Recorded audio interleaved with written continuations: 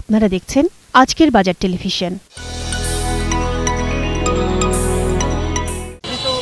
দীর্ঘদিন থেকেই পিঠার সাথে পিঠা ব্যবসার সাথে যুক্ত। জি, আপনার এখানে কি কি আইটেমের পিঠা বিক্রি করেন? আমার এখানে পাওয়া যায় হচ্ছে পাটিসাপটা পাওয়া যায়, খিরসা পাটিসাপটা, তারপরে যে জামাই পিঠা যেটাকে বলে নকশি পিঠা ওটা, তেলের পিঠা পাওয়া যায়, তারপরে হচ্ছে নারিকেল পুলি, খিরসা পুলি, তারপরে সবজি পাকোড়া, তারপরে চিতই পিঠা চিতল পিঠা কত করে? 10 টাকা, পোয়া পিঠা 15 টাকা, পুলি পিঠা 15 টাকা, আর নকশি পিঠা হচ্ছে 20 টাকা, আর খিরসা পাটিসাপটা হচ্ছে 30 টাকা, চাপটি দেখলাম আর নর্মাল চাপটি হচ্ছে 15 টাকা, আর ডিম চাপটি হচ্ছে 40 টাকা। আপনি কি সারা বছরই বিক্রি করে? হ্যাঁ, সারা বছরই বিক্রি করি। যে সময় যে বেশি চলে এমন কিছু না, আপনি সারা বছর। হ্যাঁ, শীতের সময় হয়তো একটু কম বেশি হবে, যেরকম শীতের মধ্যে যদি 80-90 কেজি চলে, গরম হয়তো 25-30 এরকম চলে। হ্যাঁ, প্রতিদিন কিরকম বিক্রি হয়? প্রতিদিন যদি মনে করেন চাউলের কেজি আন্দাজ বলি তাহলে 60 কেজি এখন এটা, আর যদি টাকার অঙ্ক বলি তাহলে 18-19 হাজার। 18-19 হাজার টাকা প্রতিদিন বিক্রি করছেন? জি। এতে আপনার প্রফিটের পরিমাণটা কেমন? এটা প্রফিটের পরিমাণ হচ্ছে 4 ভাগের 1 ভাগ। 4 ভাগের 1 ভাগ। হুম, মানে যদি 20,000 বিক্রি হয় তাহলে 5,000 টাকা আপনার 5,000 টাকা থাকে। হ্যাঁ, তার মানে আপনার মাসে 1.5 লক্ষ টাকা ইনকাম হচ্ছে। মাসে 1.5 লক্ষ টাকা ইনকাম আমার হচ্ছে, কিন্তু স্টাফ খরচ আছে তো ওই দেখা যায় যে ওই আমার 60-70 হাজার টাকা থাকে।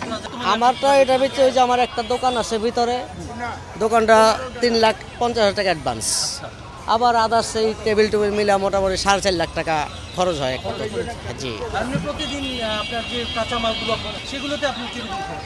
12-13 হাজার টাকার মালামাল লাগে আর কি, নারিকেল, মিঠাই, চাউল। কর্মচারী কয়জন? আপাতত এখন 5 জন আছে। 5 জন আপনার এই পিঠার দোকানে কর্মচারী আছে? জি আপনার কি এদের কি স্যালারি ভিত্তিক হিসাবে রেখেছেন নাকি? জি, স্যালারি ভিত্তিক হিসাবে রোজ আছে। রোজ কত করে দিচ্ছেন যারা রোজের কাজ করে? যারা রোজা কাজ করছে তাদের 450-400 আর এরকম, যারা স্যালারি দিচ্ছেন? তাদের থাকা খাওয়া সহ 15,000 বেতন। না, এমনি আদার্স কোনো খরচ নেই। এই পিঠার ব্যবসা কি কোনো ঝুঁকি আছে?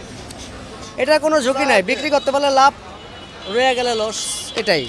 আর পিঠা হচ্ছে খাবার একবারে ডিসি থেকে মুচি পর্যন্ত খাইতে পারে, একদম সীমিত রেটে। ডিসিও খাবে, মুচিও খাবে, কোনো কথা নাই। আমি কারোর ছোটো বড় করে দেখলাম না আর কি। 10 টাকার প্রাইস থেকে 30 টাকা প্রাইস, এতে সবাই খেতে পারে।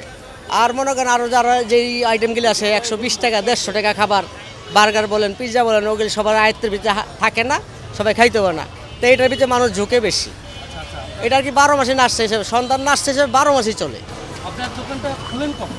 আমার দোকানটা খুলে হচ্ছে বিকাল 4টা থেকে রাত 11টা পর্যন্ত, কোনো সাপ্তাহিক বন্ধ নাই। যদি কারণবশত শরীর অসুস্থ থাকে তাইলে হয়তো ইনকেস বন্ধ।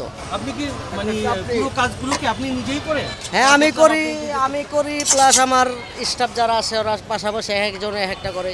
এই 12-13 আইটেম পিঠা তো আর আমার একা বানানো সম্ভব না। আপনি চিতল পিঠা, ধাবা পিঠা সকাল থেকে ওরা শুরু করে দেয়, সকাল 9টা থেকে আমাদের ডিউটি চলে। আচ্ছা, এই সকাল 9টা থেকে বানানো শুরু করি। এই খিরসা বানাইতে হয়, তারপরে ডো বানাইতে হয়, হ্যাঁ, পেঁয়াজ কাঁচামরিচ কাটতে হয়, চাউল ভাঙাইতে হয়, নারিকেল। হ্যাঁ, নারকেল কোরাইতে হয়, গুড় কাটতে হয়, আদার্স কাঁচা বাজার কিনতে হয়, অনেক কাজ। তার মানে কোনো কাজ বন্ধ নেই, বসার কোনো সিস্টেম নেই। আমার আরেকটা ব্রাঞ্চ আছে ওই পাশে, কোথায়? এটা হচ্ছে আমার দোকানের ওই পাশে, আর একটু আগে বাড়াইলে। আর একটা ব্রাঞ্চ আছে? হ্যাঁ, শরীফ টাওয়ারের পাশে। এছাড়া আপনার পিঠার ব্যবসা নিয়ে ভবিষ্যৎ পরিকল্পনা কি? এটা ভবিষ্যৎ পরিকল্পনা কি, করতেছি, খাইতেছি, মালিক ভালো রাখছে, এই হালেই চলতেছি। হ্যাঁ, ভাড়া দিচ্ছেন কত? ভাড়া হচ্ছে 10,000 টাকা ভাড়া, আর হচ্ছে কারেন্ট বিল সহ 12,000 টাকা ভাড়া পড়ে। ধন্যবাদ আপনাকে তরুণ ভাই, আপনি আমাদের শত ব্যস্ততার মাঝে সময় দিয়েছেন। আপনাদেরকেও ধন্যবাদ, এত কষ্ট করে আসলেন।